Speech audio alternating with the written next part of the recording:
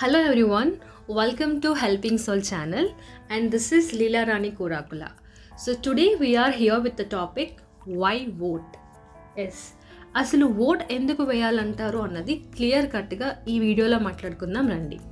First of all మనందరికీ తెలిసిన విషయమే ఓట్ వేయడం ద్వారా ఇండియాలో ఉన్న సిటిజన్స్ తమ తరపున పాలించే రిప్రజెంటేటివ్స్ని అంటే ప్రతినిధులను ఎన్నుకోవడం ద్వారా ఈ డెమోక్రసీలో పార్టిసిపేట్ చేస్తున్నారు అని. అంటే ఓటింగ్ అనేది డెమోక్రసీలో మెయిన్ పిల్లర్ అని చెప్పచ్చు. అయితే వరల్డ్ డెమోక్రసీ అనే పాయింట్లో మాట్లాడుకుంటే India is the world's largest democratic country. అంటే ఇండియాకంటూ కొన్ని స్పెసిఫిక్ ఫీచర్స్ ఈ డెమోక్రసీ పాయింట్ ఆఫ్ వ్యూలో ఉన్నాయని చెప్పచ్చు. ఫర్ సపోజ్ అవర్ కాన్స్టిట్యూషన్, మనం ఈ డెమోక్రటిక్ రిపబ్లిక్ ఫార్మ్ ఆఫ్ గవర్నమెంట్ని కాన్స్టిట్యూషన్తో పాటుగా జాన్ 26, 1950 నుండి అడాప్ట్ చేసుకోవడం జరిగింది. ఇదే కాకుండా ఫెడరల్ ఫార్మ్ ఆఫ్ గవర్నమెంట్ అంటే ఉన్న మల్టిపుల్ డొమైన్స్ ఆఫ్ సబ్జెక్ట్స్లో స్టేట్ కంటూ ఒక లిస్ట్, సెంటర్ కంటూ ఒక లిస్ట్, కాన్కరెంట్గా రెసిడరీగా కొన్ని లిస్ట్ని మెయింటైన్ చేస్తూ ఆ డివిజన్లోనే సెంటర్ అయినా స్టేట్ అయినా లెజిస్లేటివ్ అండ్ ఎగ్జిక్యూటివ్ పవర్స్ని ఇంప్లిమెంట్ చేస్తూ ఉంటుందన్నమాట. అలానే separation of powers between the executive, legislation and judiciary అని చెప్పచ్చు. అంటే స్టేట్ అయినా సెంటర్ అయినా ఈ చట్టసభల్లో తీసుకునే నిర్ణయాల్లో అవ్వచ్చు, గవర్నమెంట్గా అంటే ఎగ్జిక్యూటివ్గా ఇంప్లిమెంట్ చేసే పాలసీస్లో అవ్వచ్చు.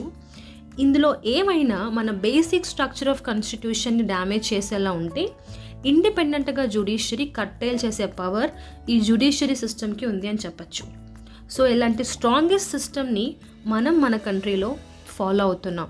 Definitely we should feel proud of it.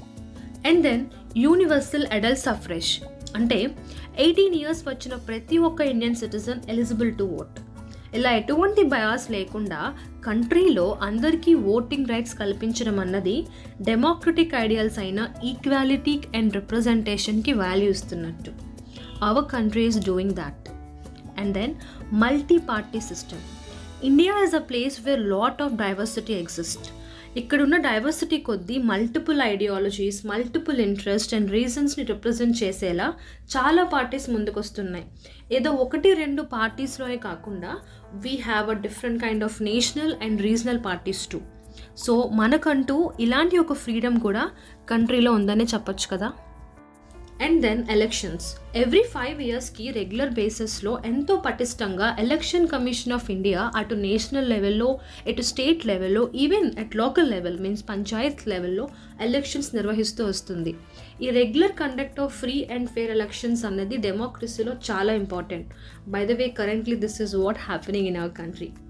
So ఇప్పటి వరకు మనం మాట్లాడుకున్నవన్నీ స్ట్రెంగ్త్స్ ఆఫ్ అవర్ డెమోక్రసీ అని చెప్పచ్చు. అలా నువ్వు పర్ఫెక్ట్ ఇన్ ఎవ్రీథింగ్ అని చెప్పట్లేదు. There are some challenges like corruption, political polarization, caste-based politics, electoral malpractices, ఉన్న resources and ఆపర్చునిటీస్కి unequal access, governance and బ్యూరోక్రసీలో కొన్ని ఇష్యూస్ ఉన్నాయి. ఇవన్నీ పక్కన పెట్టేసిన poverty, education, health and infrastructure development అన్నవి another biggest challenges to look in.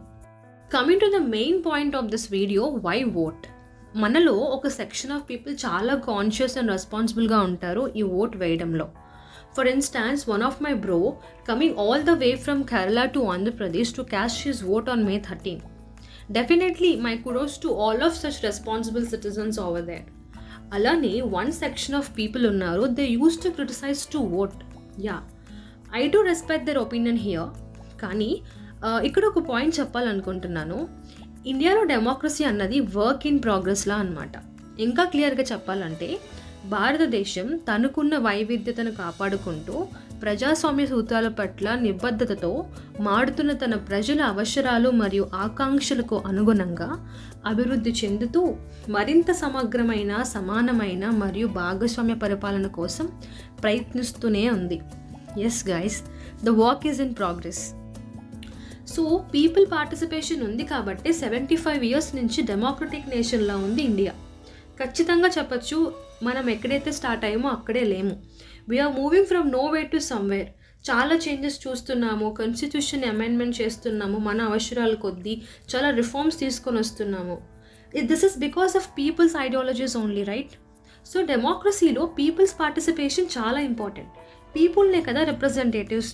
వాళ్ళ vote వల్లనే కదా సిటిజన్స్ అసలు ఏం ఎక్స్పెక్ట్ చేస్తున్నారో, వాళ్ళ సోషల్ నీడ్స్ ఏంటో, వాళ్ళ ఆస్పిరేషన్స్ ఏంటో అన్నది తెలుస్తాయి. So to be frankly talking, ఒక ఇండివిజువల్ తీసుకుందాం. అతని పైన ఆర్ ఆమె పైన ఒక 20 to 25 years మనం స్పెండ్ చేస్తూ ఉంటాం to become a better personality. అలాంటిది ఇది ఒక unit of 141 crores guys. How much time it requires? So let's think in that way. So మన ఓట్కి ఏముంది అన్నట్టు కాకుండా మన పార్టిసిపేషన్ చాలా important for being a democratic country అన్నది అర్థం చేసుకోవాలి. అంతే కదా, మన పార్టిసిపేషన్ లేకుంటే people are not interested in democracy, ఏ ఆటోక్రటిక్ గవర్నమెంట్నో లేదో ఏ కంట్రీకి స్లేవ్గా ఉండాలి అనుకుంటున్నాం అన్నట్టు డిస్ప్లే అవుతుంది. మళ్ళీ డార్క్ హిస్టరీ రిపీట్ అవుతుంది. అంత ఏం అవసరం ఉంది మనకి? సో ఫస్ట్ డెమోక్రసీని బ్రతికిద్దాం డూడ్. సిస్టంలో ఉంటూనే సిస్టమ్ని మరింత ఎఫెక్టివ్గా ఎలా చేయాలన్నది ఆలోచిద్దాం అండ్ చేద్దాం కూడా. I sort work is in progress. Yes, everyone's contribution, everyone's works matters here. And finally ఈ May 13th ఓట్ వేయడానికి వెళ్తున్న ప్రతి ఒక్కరికి నా appreciations and choose the best representative for us. అలానే ఓట్ వేయకూడదు అనే డెసిషన్ తీసుకున్న వారందరూ కూడా ఒక్కసారి మనం మాట్లాడుకున్న పర్సెప్షన్లో ఆలోచించి చూడండి. And please try to utilise your voting right. So ఈ ఓట్ వేసే రైట్స్, మనం ఇందాక మాట్లాడుకున్న డెమోక్రటిక్ స్ట్రెంగ్స్ ఎవరో మన దగ్గర నుండి తీసుకోవడం పక్కన పెడితే మనకు మనమే చేతులారా పోగొట్టుకునే స్టేజ్కి వెళ్ళకూడదు అన్నదే నా పాయింట్. రిమెంబర్ గైస్, ఈ రైట్స్ వెనక, ఈ ఫ్రీడమ్ వెనక ఎందరో మంది లైఫ్ సాక్రిఫైసెస్ ఉన్నాయి. మరి వాళ్ళని డిస్రెస్పెక్ట్ చేయడం కాదంటారా? Please think in that way also. That is why I'm saying guys, we should vote. Yes, please do vote. Vote for better system, for better nation and for better future. Jai Hind and thank you.